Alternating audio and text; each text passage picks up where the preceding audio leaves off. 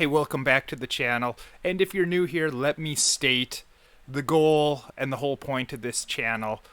This is a self-improvement channel, but what makes this channel different than a lot of other self-improvement channels, because there's so many self-improvement channels, this isn't a channel that teaches you how to perfectly poof your hair, coif your hair, or how to find the perfect suit, or how to make a bunch of money online. This channel doesn't deal with that. This channel is about sharing with young men things that I've learned in all the years that I've been blessed to be on this earth. And you can learn from some of my mistakes that I've made, some of the things I did right. But I don't get into money too much on this channel. I am not a financial advisor. That's not my area of expertise. But I share a lot of other things. This channel is about helping you become successful, and what that really means is living a very happy and fulfilled life. Now, there was a new interview with Sylvester Stallone that I saw, and now, first of all, I love this guy. I think he's the greatest actor, the greatest filmmaker of all time. In my opinion, the best movie of all time is easily Rocky IV. Now, the only answer that I would accept that's different, if someone comes to me and they say, no, Rocky 3 is the best movie, I'll accept that. I'll say, hey, I disagree with your opinion, but I accept it. So Rocky IV is my favorite movie, and so many of the Sylvester Stallone's movies have been great, and even a lot of his worst movies, the movies that aren't in his best category, they're still pretty good movies. You think about a movie like Paradise Alley, which the most negative thing in a way you can say about it is that's a pretty good movie, but it's no Rocky, it's no Rambo, it's no Cliffhanger, because he's just made so many movies that they're great, that he set the bar so high that when he only makes a movie that's good, it doesn't seem good because you're comparing it to his other classics that he's done. And Sylvester Stallone and his movies, they've been a source of inspiration for me as both a creator and even as an athlete. When I was wrestling, there's a lot of inspiration I could draw from the Rocky movies. But I was on his Instagram today, and you can see here, he posted this, like Variety did a new cover story of him. Has a photo of him, and it says, Sylvester Stallone feels robbed of any ownership of the Rocky franchise he created.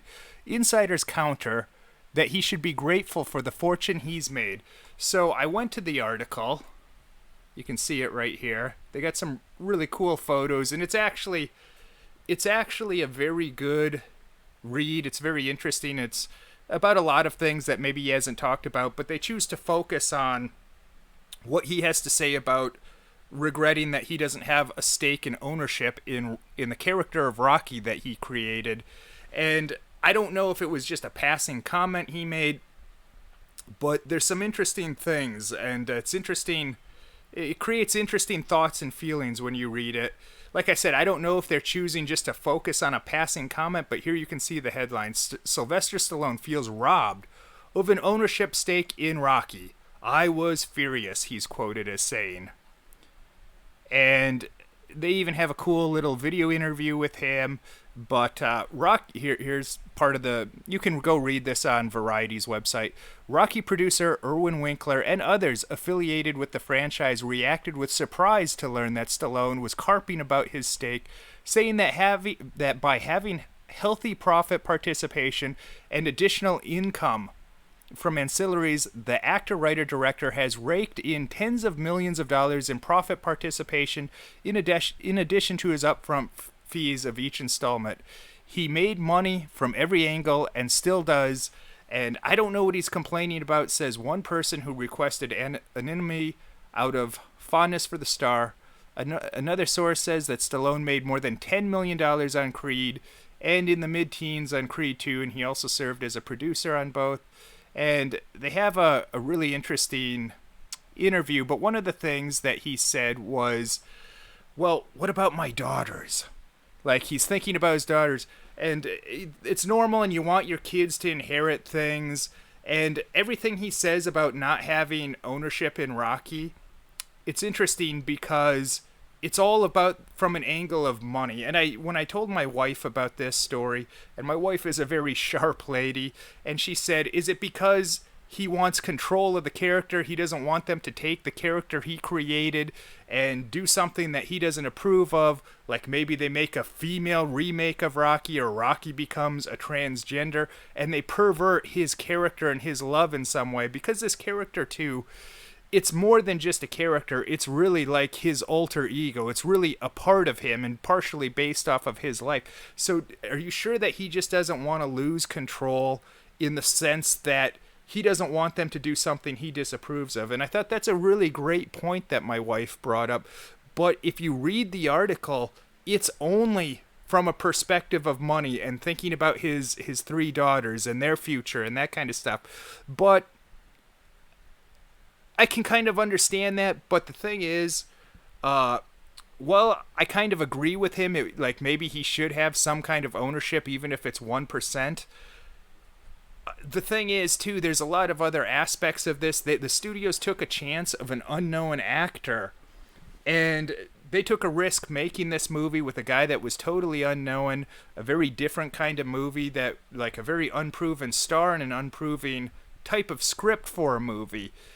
And I don't want to be one to take the side of corporations and big Hollywood studios by any means, but the guy it did make his whole career. And not only that, yesterday morning when I woke up, I turned on the TV and I'm in bed with my wife and my son, and the movie Staying Alive is on, which Sylvester Stallone directed. It's the sequel to Saturday Night Fever, and it's a pretty interesting movie. But his brother Frank is an actor in the movie and did half the songs on the soundtrack. So not only has he benefited himself personally, financially, and his kids are going to benefit from this, even his other family members, his brother had a career because of him, which I don't have a problem with. And definitely this guy, he took a lot of risks, and he's a very hard worker. But this whole thing got me thinking that, gee, if this guy doesn't have enough money in life, a guy that has hundreds of $1,000,000, and that's even a fairly conservative estimate, and if he has hundreds of millions of dollars, you start to think, well, he must have been paid double that after taxes. But if this guy that's a multi-millionaire, if he is complaining about money and he doesn't have enough money, well, what does that say for the rest of us? For the schlubs like me, the guys like me, and everyone else that spent money going to this guy's movies over the years, making this guy rich. And if he doesn't have enough money, well, how can any of us survive? It's like, makes you think almost very negative of your life. Like, if anyone on this planet that's not a billionaire, is our lives not worth living? Or should we just be so miserable? And of course, an uber rich guy like this complaining about situations with money, it's never going to garner sympathy. So there's some interesting comments both on his Instagram and on the story. And people love this guy so much because he's done so much good through his movies. But the other half, they don't like a rich guy complaining about this. Like I said, it kind of makes us feel like, well, what about us? What about our lives? And should we not even be having children? Because I've just had a child, and I'm definitely understanding the importance of money. I've always lived my life as an artist, and money, yeah, I know it's important in life, but it's not the most important thing to me. By the way, I'd like to thank Greg, who he PayPal'd me $35, and he said, this is for diapers for your new baby. That was very nice. I really appreciate it. But it almost seems like Stallone here can't appreciate all the blessings he's been giving. And it's funny, I saw a comment on here that said, what would Rocky do? Would Rocky complain about a mistake that he made 40 years ago? Or would he just keep going and make the best of things? I'm trying to find here's an interesting comment from someone named Christopher Rumar. He says, Dear Mr. Stallone, my father Craig T. Rumar and his partner Larry Kubik from Film Artist Management Enterprises fame were your talent agents for Rocky. Perhaps you forgot who they were. According to your comments in this article, it was my father and Mr. Kubik who sold you out and did not negotiate a fair deal for you with Chardoff Winkler. Are you really serious? I guess your memory is getting foggy now that you're in your 70s. Do you not remember that you were a starving, no-name actor in the mid-70s when my father and Kubik agreed to represent you? Do you not do you not remember that you could barely cover your rent and groceries for your family? Do you not remember how my father and Kubik helped you financially while you were struggling? In the past 40 years, not once have you ever mentioned the role that my father and Kubik played in getting Rocky produced and packaged by Chardoff Winkler. You have never acknowledged the hard work and relentless effort that your two former agents put into making you an international superstar. Bottom line, had my father and Kubik not been your agents, Rocky probably would have never gone anywhere. My father passed away almost 2 years ago. For years prior to his death, I had asked him to write a tell-all book about you and how Rocky was produced and packaged. How my father and Kubik went to war for you with the studios to get Rocky produced. It is an amazing story that the public and Rocky fans should have been told about. Despite my pleadings, my father said he could never betray a former client. And to the end, he was loyal to you, which I could never understand. Mr. Stallone, after the success of Rocky, when you left Fame under contract to go to another agent, you owed my father and Kubik approximately $200,000. You were asked to pay this amount for over 20 plus years, but refused to do so. Eventually, my father just gave up seeking payment from you and moved on with his life. As you near the end of your life, Mr. Stallone, maybe now is the time to make amends for the money you owed my father and Kubik. My father died of a horrible brain disease called Lewy body dementia, of which there is no known cure. A donation of $200,000 from you to the Lewy Body Dementia Association will take care of this long-standing debt on your end. Here's the address, which you should consider. I just thought that's an interesting comment. And like I said, the main point of making this video is it gets you thinking that if these multimillionaires, if they can't be happy, somehow it's not enough for them. And I have a relative that he's a middle class guy. But he's lived a very frugal lifestyle, and he's been very smart with his money, and he's made proper investments.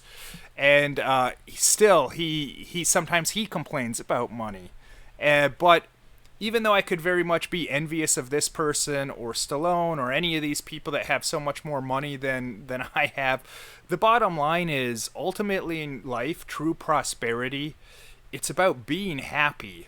And I don't have a legacy like Rocky, but I have my son now, and I'll have future children. And in terms of making money, I could kind of be bitter about some of that. I produced, directed, and starred in a short film that went on to get well over 200 million views on YouTube. I didn't make a penny off of this. I mean, you think about it, the Super Bowl, they had a record one time, I think, with 114 million views to watch the Super Bowl. That's the top-rated event on television in the United States every year. Well, my short film that I starred in, produced, and directed, it got well over 200 million views. And I didn't make a penny. In fact, it cost me. I spent a little bit of money producing it out of my own pocket. But I can't really think about that. I can't move on. But then it's like, geez, a guy like Stallone that has all this money, it's like all those millions, still it's not enough. But then I have to remind myself, because my relative that's doing well financially and still complains, it seems like money's never enough. Like I said, he's a middle-class guy that's lived frugally, made good decisions, and he definitely deserves what he has, just like I think Stallone deserves what he has. But they're still complaining. And it's easy to be jealous, but then I got to remember these other people, they have other things. Like my relative, he has a bit of a physical ailment that doctors haven't been able to help him with that kind of impacts the quality of his life. And when I think about it, well, I wouldn't trade my financial situation with his, even though he has more money than I have and makes more money than I do.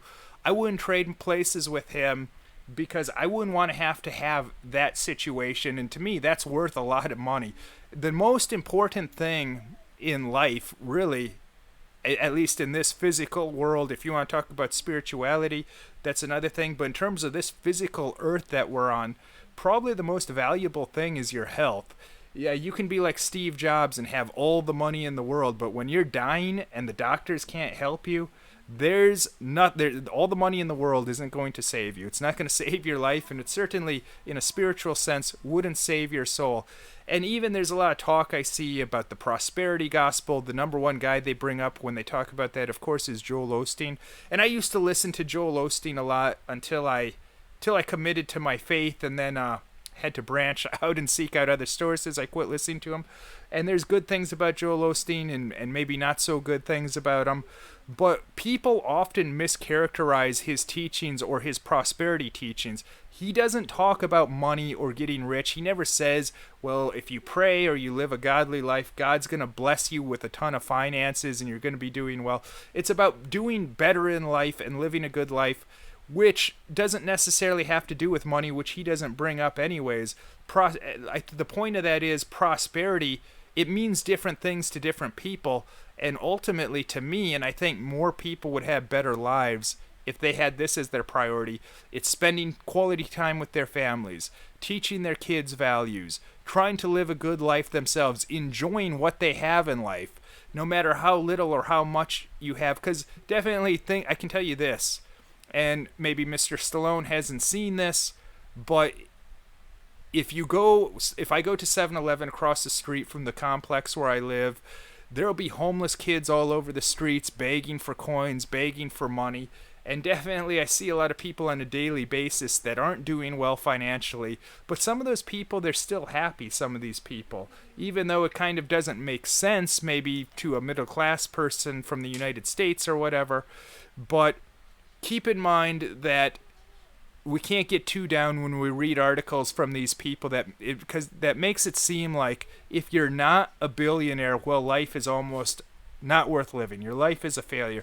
We can't get sucked into that mindset, and we have to keep in mind the true prosperity of having a good family life, recognizing the blessings we have, like me having my son. That's worth so much more than any financial amount I could imagine. I wouldn't give him up for all the money in the world. So that's what I'm appreciative about every day. So you guys can leave a comment. Tell me what you're appreciative about. And then after that, you can enjoy some more videos on this channel.